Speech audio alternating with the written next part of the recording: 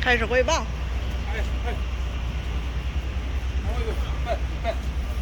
拉什么货？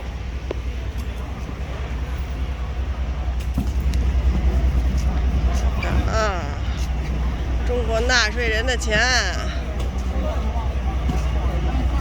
什么星球啊？这车下来了，车下来了。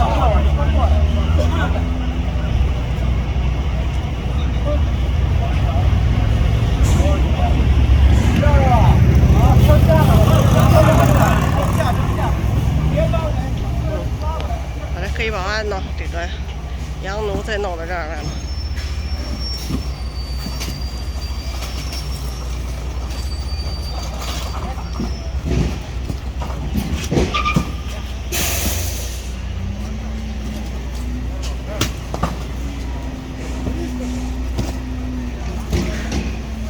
毛绒玩具。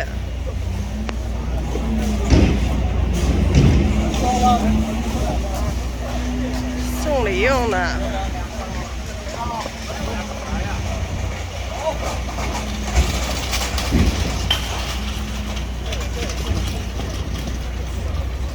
那是不紧张吧？那蓝背心那个，那个橘黄衣服后边那个。怎么着呀？分两波是吗？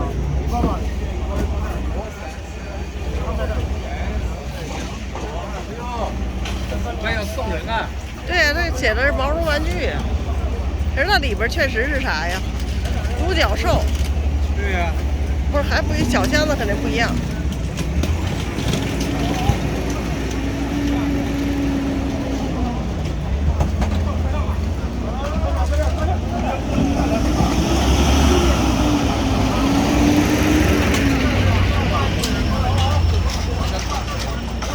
你看这木箱子的肯定是木。好。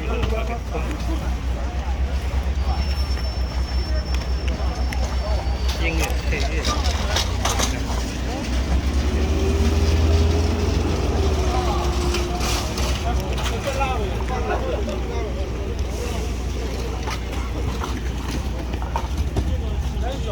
都前门把了，都跑这儿来把上来了。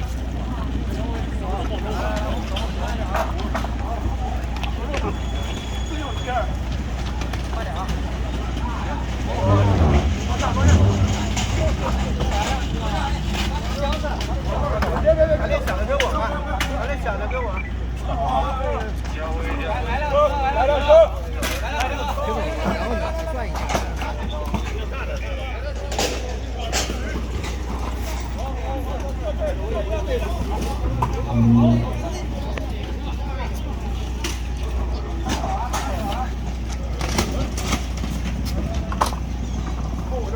打聊了。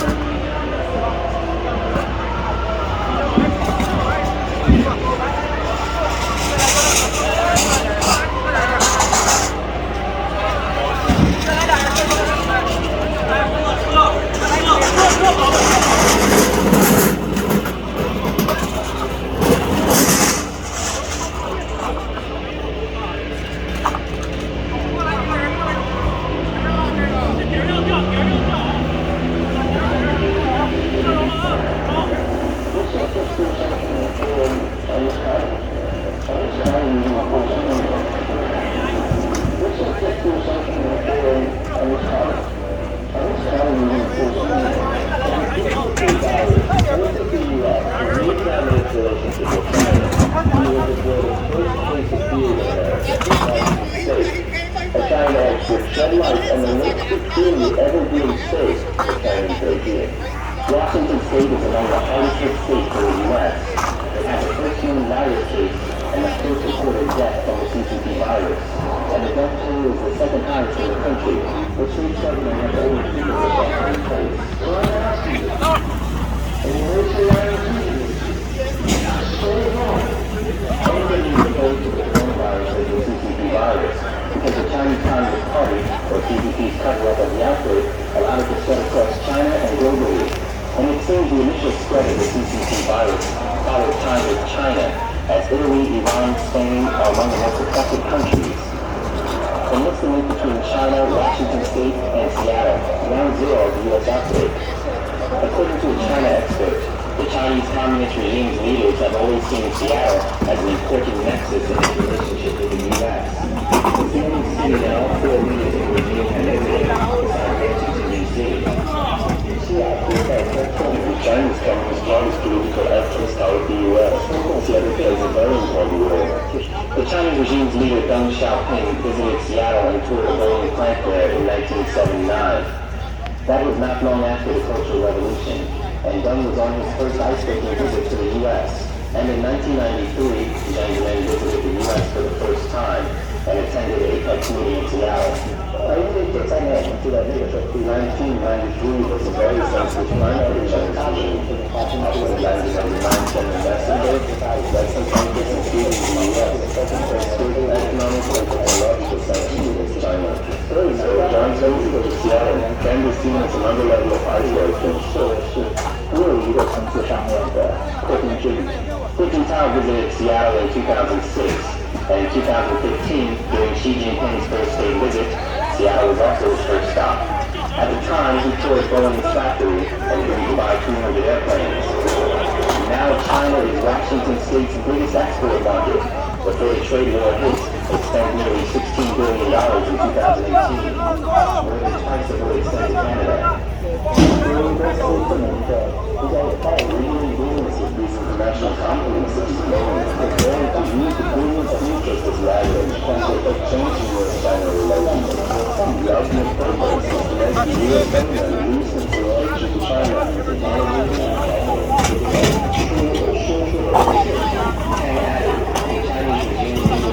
by changing the U.S.'s stance toward China, it will also affect how other countries deal with China, since they see the U.S. as the leader of the Western world. Propaganda arm is trying to shift the blame for this virus pandemic, even though it was the regime's cover-up and mismanagement that allowed the virus to spread throughout China and create a global pandemic.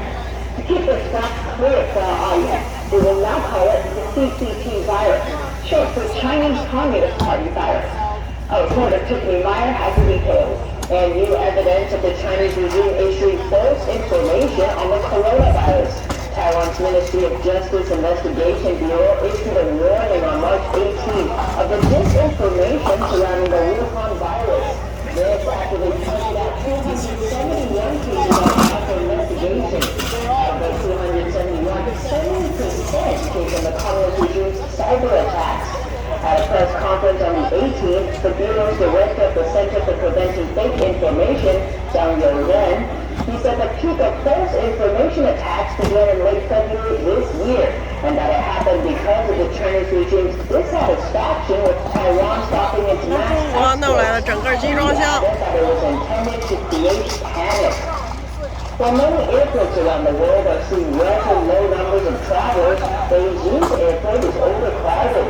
This after the regime's media reports on March 17th, convincing overseas Chinese that the mainland is the safest place for taking effect. Since then, direct flights back to the mainland from Europe and America have been sold out. At present, Beijing's airport is overcrowded.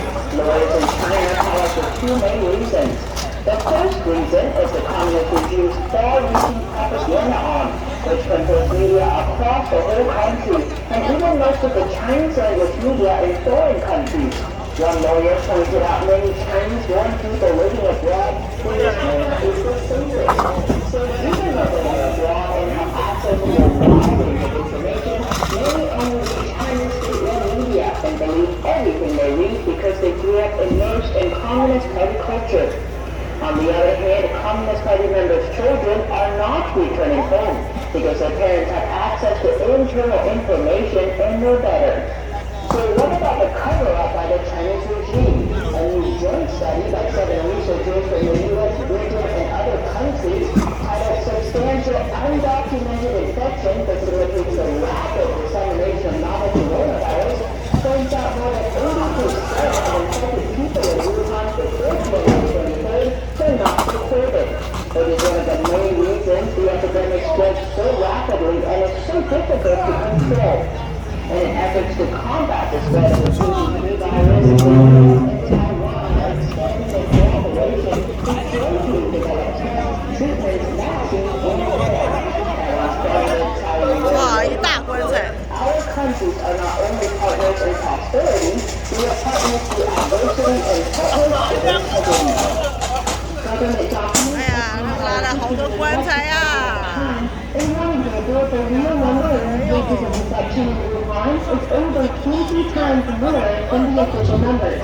The documents delivered to the Wuhan Health Commission are part of a daily report of nuclear test results that confirm cases of infection of the CDC virus. The report shows for March 14th, last Saturday, among the over 16,000 people examined, 91 tested positive for the first time. This means there were 91 newly confirmed cases in Wuhan last Saturday. The official number from the Chinese regime in Wuhan City is 4. For the next day, about 50 is still 4. To put it another way, over 95% of new cases were concealed. On Thursday, President Trump expressed doubt about the data released by the communist regime. As far as believing what they're putting out now, I hope it's true. Who knows? The Chinese regime is saying the virus has basically been contained in China, but the leaked documents show among the 16,000 tested, over a quarter took the test for the first time, representing a potentially larger number of people who could be infected but don't know it. And these numbers are from those who have taken the test. With the city's lockdown, many are confined to their homes and have had no chance to take the test. So the real number could be still higher. It originated in Wuhan, China. That's the Chinese Communist Party covered it up for a month and allowed it to spread around the world. The Chinese regime doesn't want people to call it the Wuhan virus or the China virus because it doesn't want it to blame for the pandemic. Now it says the virus came from America. So then, let's see what they call. The Chinese regime's propaganda arm is trying to shift the blame for the virus pandemic. It has even tried to blame the American army for bringing the virus to China. China tried to say, American soldiers. It's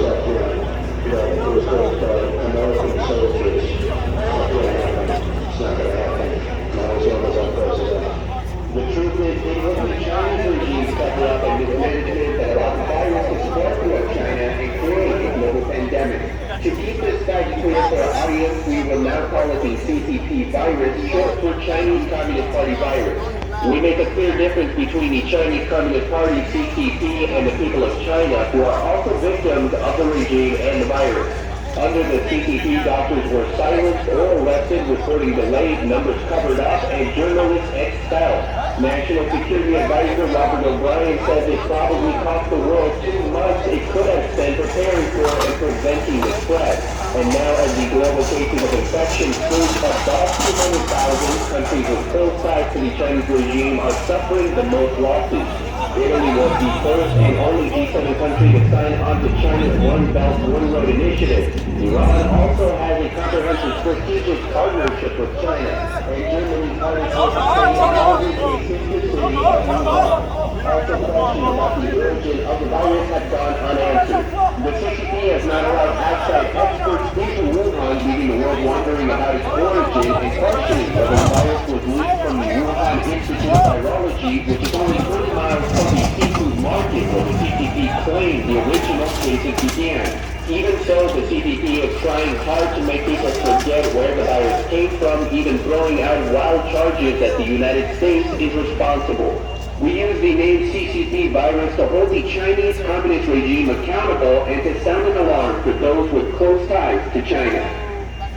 The arguments, the central arguments behind doing this with China was, we think capitalism will change them. 对，不是说好几个小棺材呢，有对，有不是好几个小，不是一个，一堆的小棺材，就是最后这俩大，还一竖着的棺材。 Now we stand here 23 years later. and realize capitalism. 抢了，有人来抢了，把门锁好 China 了。 changed capitalism. China did get rich. They most certainly got rich. And they didn't become a democracy either. Now what you have, 看这大集装箱可这个， now you have a rich Chinese Communist Party that has tightened its grip on the country and is actually started going around the world trying to export their authoritarian model. They literally go around telling countries democracy cannot solve problems. Our system is so much better at solving problems. We can move quicker, we don't have to have a town hall meeting before we do everything, we can have strategic 20-year plans, and we can solve your problems. This era has to end now. It's not about just taking on China, it's about changing the way we think. It's not 2000 anymore.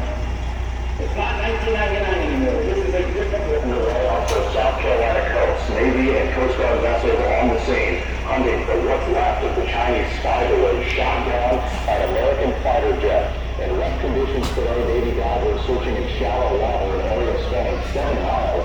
The FBI is expected to take custody of any evidence recovered.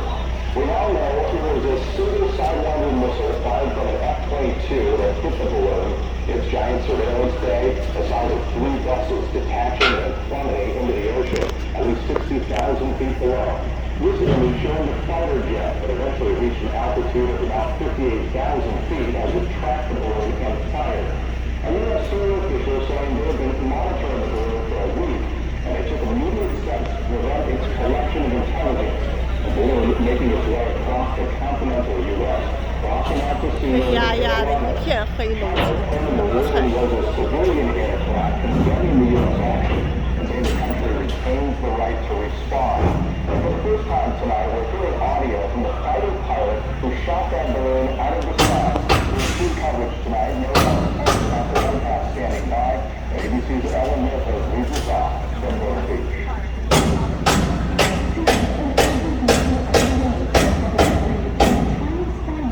It was shot down by a U.S. fighter jet off the coast of South Carolina. The Air Force confirming that this is the pilot in the moments after it was hit.